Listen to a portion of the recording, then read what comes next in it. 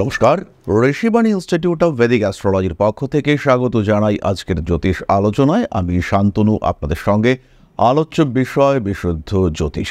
জীবনের বেশিরভাগ সমস্যা তার সলিউশন কিন্তু টাকা দিয়ে হতে পারে। কখনো আমি বলবো না যে সব সমস্যার সমাধান টাকা দিয়ে হতে পারে, কিন্তু বহু সমস্যার সমাধান সেটা কিন্তু টাকা দিয়ে হতে পারে। তাই অর্থ আমাদের জীবনে অত্যন্ত গুরুত্বপূর্ণ। আর দ্বিতীয় বিষয়টি হলো রিলেশনশিপ। যেহেতু আমরা সমাজবদ্ধ জীব, আমাদের সব সময় প্রয়োজন নিজের একটা এনভায়রনমেন্ট, নিজের একটা সারাউন্ডিং অ্যাটমসফিয়ার ক্রিয়েট করা, যেখানে আমার প্রিয় মানুষজনরা থাকবে। তাই এই প্রিয় মানুষজনকে খুঁজে পাওয়ার জন্য আমাদের রিলেশনশিপ এটা কিন্তু ভীষণ ভীষণ গুরুত্বপূর্ণ। তাই আজকে আমাদের আলোচনার বিষয় হলো ফিনান্স অ্যান্ড রিলেশনশিপ। আর আলোচ্য রাশিটি হলো মকর রাশি। কালপুরুষের দশম রাশি এই মকর, শনির দ্বারা প্রভাবিত পৃথ্বী তত্ত্বের চর প্রকৃতির রাশি। এই ব্যাপারটা কিন্তু খেয়াল রাখতে হবে যে পৃথ্বী তত্ত্বের চর প্রকৃতির রাশি। প্রচণ্ড পরিশ্রমী মকর রাশি, মকর লগ্নের মানুষরা লেগে থাকার ক্ষমতা তাদের মধ্যে রয়েছে, কনসিস্টেন্সি, ধৈর্য, চরম পরিশ্রম, লড়াই করে নিজের জায়গা তৈরি করবার ক্ষমতা, এটা মকর রাশি বা লগ্নের মানুষদের মধ্যে রয়েছে। তাই মকরের ফাইন্যান্সিয়াল জায়গা বা ক্ষেত্র এটা কিন্তু ধীরে ধীরে গ্রো করতে থাকে। ইন জেনারেল মকর রাশি বা লগ্নের মানুষরা ফিনান্স ম্যানেজমেন্ট, মানি ম্যানেজমেন্টে ভীষণ এক্সপার্ট হয়ে থাকেন। অর্থনৈতিক জায়গাটি তাদের জন্য ভীষণভাবে স্ট্রং এবং অর্থনৈতিক ক্ষেত্রে তারা কিন্তু একটা লেভেল অ্যাচিভ করতে সক্ষম হয়ে থাকেন। এবং এর জন্য এদের পরিশ্রম, এদের বুদ্ধি, তার সঙ্গে সঙ্গে লেগে থাকার প্রবণতা, এগুলো দেখতে পাওয়া যায়। কয়েকটা কন্ডিশন নিয়ে আমরা আলোচনা করব যেখানে এই মকর রাশি বা লগ্নের মানুষরা হিউজ অর্থ উপার্জন করতে সক্ষম হয়ে থাকেন।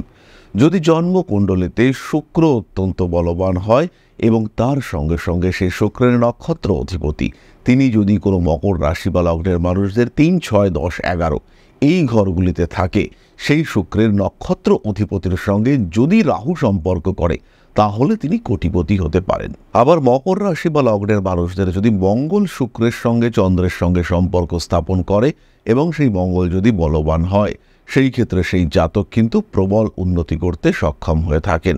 মকর রাশি বা মকর লগ্নের জন্মকুণ্ডলিতে যদি দেবগুরু বৃহস্পতি বিপরীত রাজযোগ করেন এবং বিপরীত রাজযোগ অর্থাৎ 6, 8, 12তে অবস্থান করেন, বৃহস্পতি মকরের জন্য দ্বাদশপতি, তৃতীয়পতি, তিনি যদি ষষ্ঠ, অষ্টম বা দ্বাদশেই অবস্থান করেন, কিন্তু বৃহস্পতির নক্ষত্র অধিপতি তাকে অবস্থান করতে হবে কোনো একটা শুভ ঘরে এবং সেই বৃহস্পতির উপরে কোনো একটা বলবান গ্রহের দৃষ্টি দেখতে হবে। সেরকম যদি থাকে, সেই ক্ষেত্রে কিন্তু মকর রাশি বা লগ্নের মানুষ তারা প্রচুর অর্থ উপার্জন করতে পারে। আর কখন তারা সমস্ত ক্ষমতা, শক্তি, প্রচেষ্টা সত্ত্বেও একদম কিছুই করতে পারে না, সেরকমও বেশ কয়েকটি কম্বিনেশন রয়েছে। ধরা যাক মকর রাশি বা লগ্নের একজন মানুষ, তিনি একটা বড় ব্যবসার প্ল্যান করেছেন, ব্যবসা শুরুও করে দিয়েছেন এবং এই শুরুর সময় তার বৃহস্পতির দশাটাও শুরু হয়েছে। প্রচুর চেষ্টা, প্রচুর পরিশ্রম, প্রচুর যোগাযোগ, কিন্তু সমস্ত কিছুর আলটিমেট রেজাল্ট মোটামুটি জিরো। শেষ হচ্ছে না, একদম শেষ হয়ে যাচ্ছে এটা কিন্তু নয়, ঠিক করে জ্বলছে, যেন কোনো রকমভাবে টিকে রয়েছে, কিন্তু তাতে সেই শান্তি, স্বস্তি কোনোটাই আসছে না। চেষ্টা পুরোটাই রয়েছে, কিন্তু সেই চেষ্টা আলটিমেট হচ্ছে না, চেষ্টার রেজাল্ট সেটা আসছে না। এই অবস্থায় মকর রাশি বা লগ্নের মানুষরা তারা রয়েছেন, না কোনো উন্নতি, না কোনো ভয়ঙ্কর অবনতি। দোকান একটা কিনেছিলেন অনেকটা দাম দিয়ে, ভেবেছিলেন যদি ব্যবসাটা বন্ধই হয়ে যায় দোকানটা বিক্রি করে দেবো, কিন্তু ব্যবসাটা বন্ধও হচ্ছে না। ব্যবসাটা যে চলছে সেটাও বলা যাবে না, ব্যবসা থেকে আর্নিং কিছুই নেই, কিন্তু চলে যাচ্ছে। এই সিচুয়েশন ক্রিয়েট করে রেখে দেবে দেবগুরু বৃহস্পতির এই দশা। এর মধ্যে দেবগুরু বৃহস্পতি তিনি যদি পঞ্চম কিংবা নবম কিংবা দশমে অবস্থান করেন, ইনফ্যাক্ট যদি বৃহস্পতি চতুর্থেও অবস্থান করেন, সেই ক্ষেত্রে কিন্তু সমস্যা থাকছেই। মেষে বৃহস্পতি থাকতে পারেন, বৃষতে বৃহস্পতি থাকতে পারেন।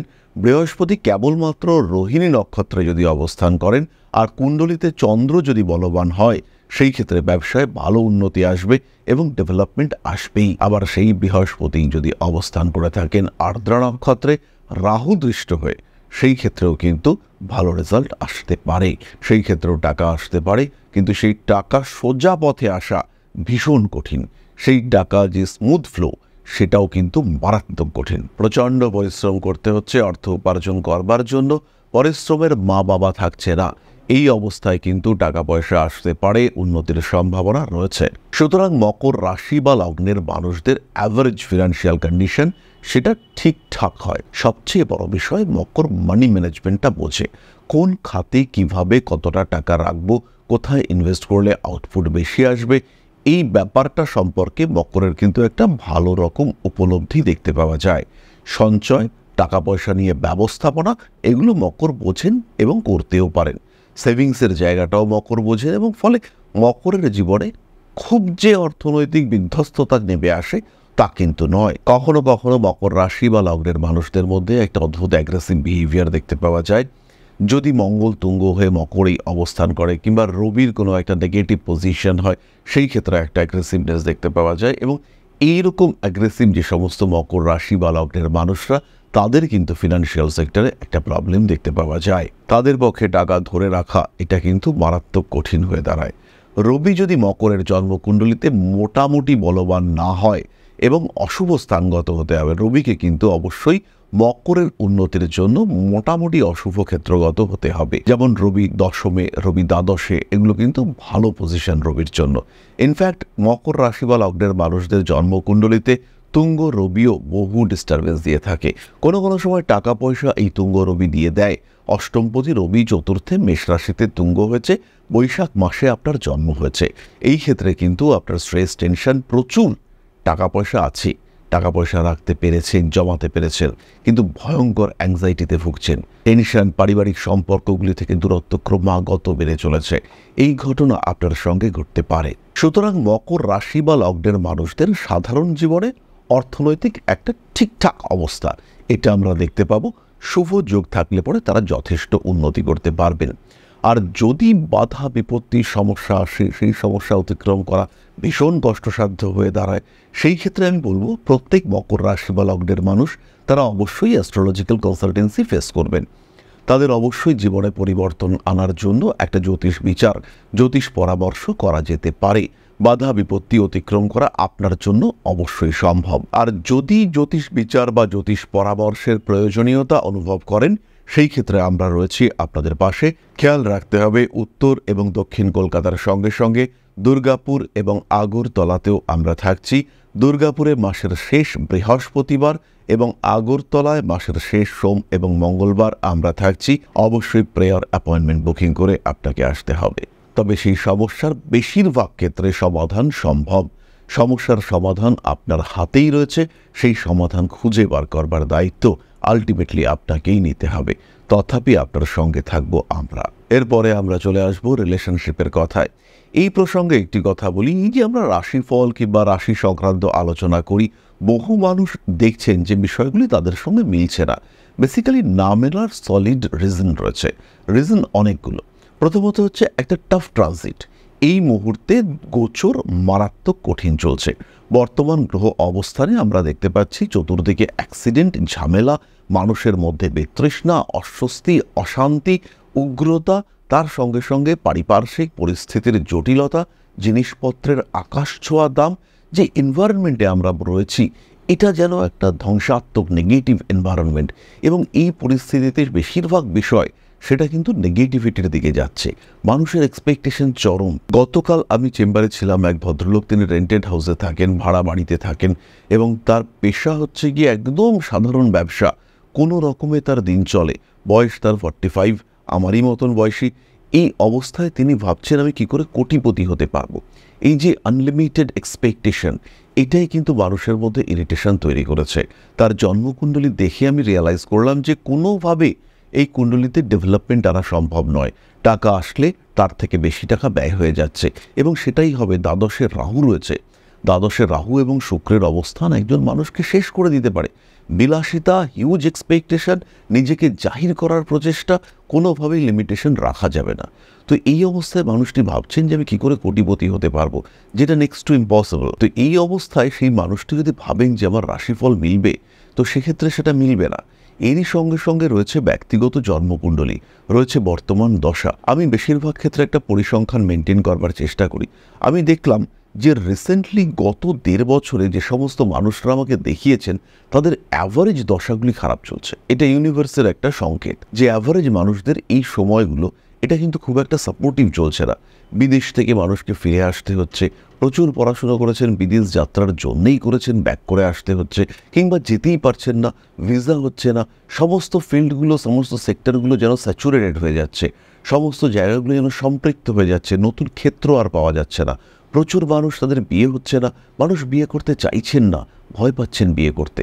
এই যে সিচুয়েশন, এই অবস্থায় দাঁড়িয়ে আমাদের রাশিফলগুলো সমস্তটা মিলবে না, কিন্তু আমাদের সাবধানতার ক্ষেত্রগুলিকে আমরা উপলব্ধি করতে পারবো, আর তার জন্যেই কিন্তু আমরা রাশিফলের আলোচনা কন্টিনিউয়াসলি করে চলি। যাই হোক, জীবনকে পজিটিভ ওয়েতে ফিল করতে হবে এবং জীবনের প্রত্যেকটা মুহূর্তে একটা পজিটিভ বিষয়কে খুঁজে বার করতে হবে। জাস্ট লাস্ট উইকে এক ভদ্রমহিলা, তিনি আমার কাছে এসেছিলেন এবং পলিটিক্যাল ফিল্ডের খুব উঁচু পদে তিনি রয়েছেন।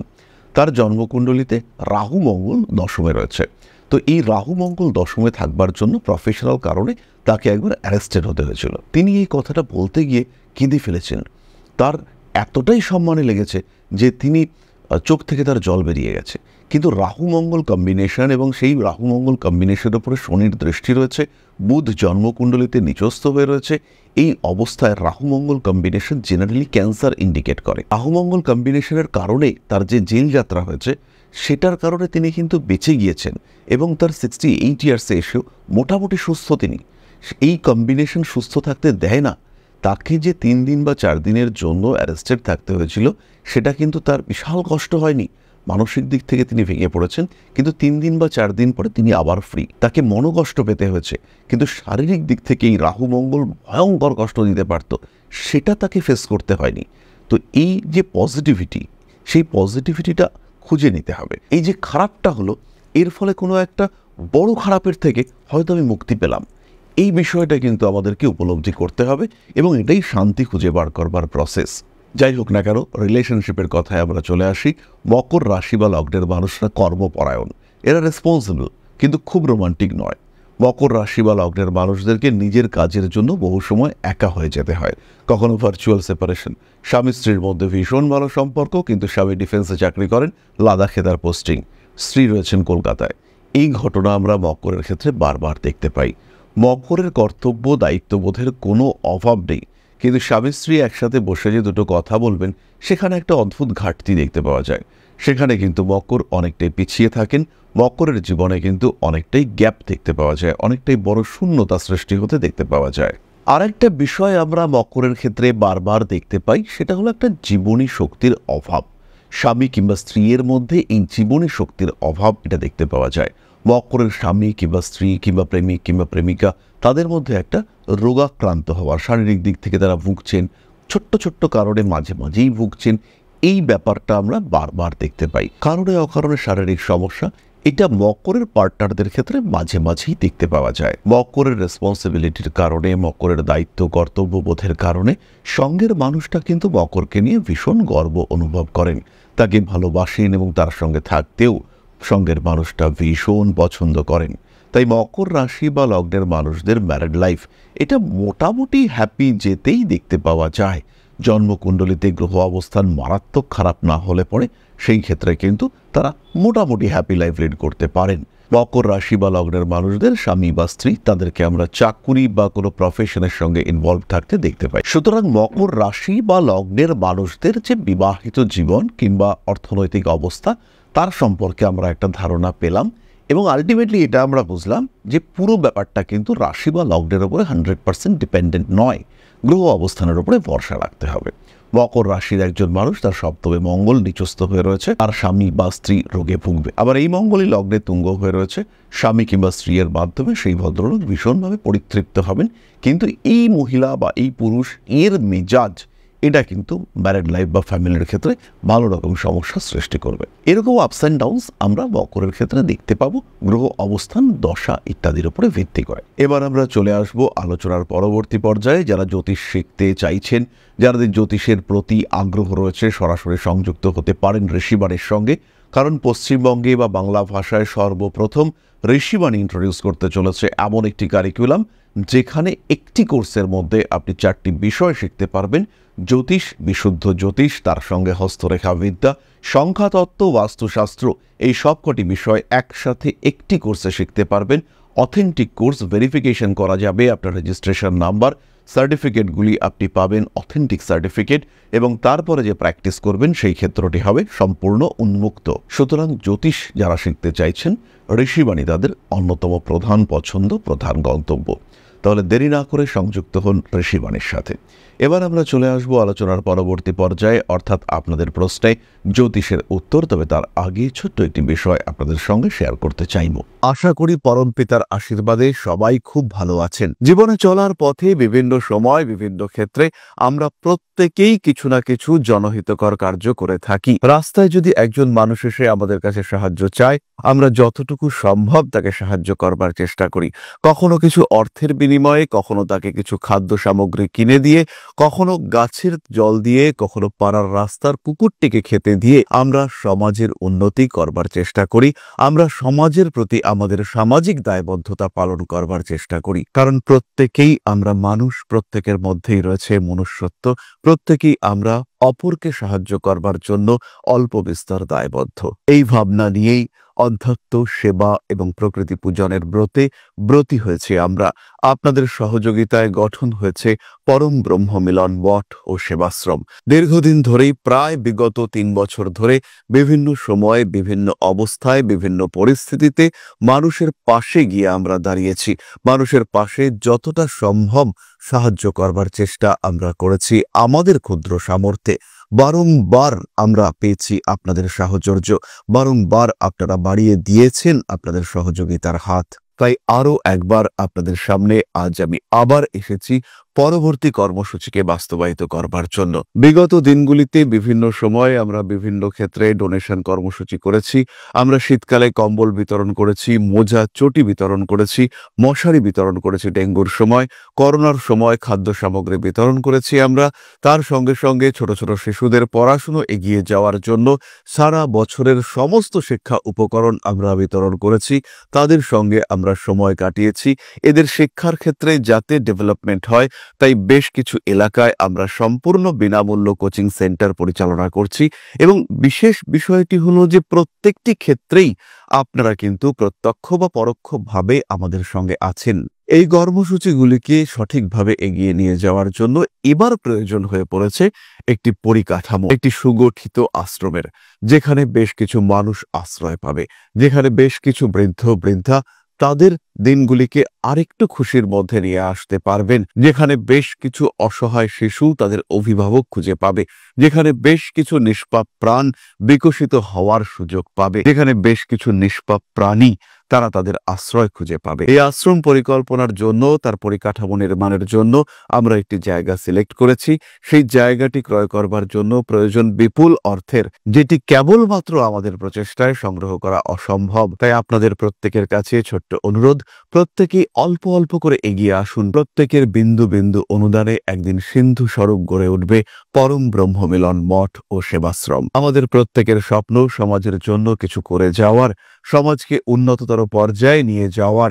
এই যে প্রচেষ্টা, এই যে ইচ্ছে, এই যে উদ্যম, এই উৎসাহ বাস্তবায়িত হবে আপনাদের সহযোগিতার মাধ্যমে। তাই আপনাদের প্রত্যেকের কাছে স্বনির্বন্ধ অনুরোধ, যতটুকু সম্ভব, যতটুকু সামর্থ্য, হতেই পারে অতি ক্ষুদ্র সেই সামর্থ্য, কিন্তু এসে পাশে দাঁড়ান। ইতিমধ্যেই বহু মানুষ তাদের যথাসম্ভব সাহায্যের হাত আমাদের দিকে বাড়িয়েছেন। আমরা তাদের প্রতি কৃতজ্ঞ, আমাদের আন্তরিক ধন্যবাদ আমরা জানাই তাদের প্রতি। এবং আপনাদের কাছেও আমাদের অনুরোধ, আপনারাও একটু একটু করে এগিয়ে আসুন। সবাই যদি অল্প অল্প করে এগিয়ে আসি, তাহলেই কিন্তু বিরাট কোনো স্বপ্ন বাস্তবায়িত হতে পারবে। সকলেই যদি অল্প অল্প করে এগিয়ে আসি, তাহলেই কিন্তু বিরাট এই মহান কর্ম বাস্তবায়িত হতে পারবে। একদিন আমার আপনার প্রত্যেকের স্বপ্ন পরম ব্রহ্ম মিলন মঠ ও সেবাশ্রম আধ্যাত্ম, সেবা এবং প্রকৃতি পূজনের এই মহান দায়িত্ব নিয়ে এগিয়ে আসতে পারবে, একটি জায়গা তৈরি করতে সক্ষম হবে। সবাইকে জানাই অগ্রিম ধন্যবাদ এবং শুভেচ্ছা। সবাই খুব ভালো থাকবেন। নমস্কার। এরপরে আমরা চলে আসব আমাদের প্রশ্ন পর্যায়ে। প্রশ্ন করেছেন সুচন্দ্রা মাঝি। জন্ম তারিখ 29/10/2000, জন্মস্থান বেরহামপুর, জন্ম সময় দুপুর 1টা। মেয়ে কবে হবে, পৈতৃক সম্পত্তি কি প্রাপ্তি হবে, ভালো পোস্টে কি কাজ পাবো? সুচন্দ্রা, তোমার কর্মক্ষেত্র মোটামুটি শুভ। খুব যে হাইফাই পোস্ট তুমি অ্যাচিভ করতে পারছো সেটা না হলেও বেশ ভালোভাবে থাকার মতো যথেষ্ট অর্থ তুমি উপার্জন করতে পারবে। এই জায়গাটিতে আমরা নিশ্চিন্ত থাকতে পারি। বিবাহ যোগ এই মুহূর্তে চলছে। আমরা এই বছর ডিসেম্বর থেকে নেক্সট ইয়ার ডিসেম্বর পর্যন্ত বিয়ার টাইম এক্সপেক্ট করতে পারি। সবচেয়ে ম্যাসিভ টাইম অফ ম্যারেজ সেটা হচ্ছে আগামী বছর জুন এবং জুলাই মাস, অর্থাৎ আষাঢ় শ্রাবণ এই সময় 2026-এ জুন জুলাই, এটা হচ্ছে বিয়ের জন্য পারফেক্ট টাইমিং। পৈতৃক সম্পত্তির কিছুটা তুমি তো অবশ্যই পাবে, কিন্তু এই ক্ষেত্রে একটা বড় রকম স্ট্রাগল সেটা তোমাকে ফেস করতে হবে। তবে সম্পত্তি অবশ্যই তুমি পেতে চলেছ। যাদের কুণ্ডলী আমরা অ্যানালাইসিস করছি তাদের কাছে একটা ছোট্ট অনুরোধ, আমাদের এই ভিডিওগুলিকে একটু শেয়ার করার জন্য, চ্যানেলগুলিকে অবশ্যই সাবস্ক্রাইব করার জন্য। যাই হোক, সবাই সুস্থ থাকুন, ভালো থাকুন। মা শ্রী শ্রী আদিশক্তির আশীর্বাদ বর্ষিত হোক আপনাদের উপর। জয় মা আদিশক্তি। নমস্কার। ओम अकारादि पंचाशद्वर्णेभ्यो स्वाहा। ओम प्रतिपादादि तिथिभ्यो स्वाहा। ओम कृष्णपक्षाय स्वाहा। ओम शुक्लपक्षाय स्वाहा। ओम अमावस्याय स्वाहा। ओम पूर्णिमाय स्वाहा।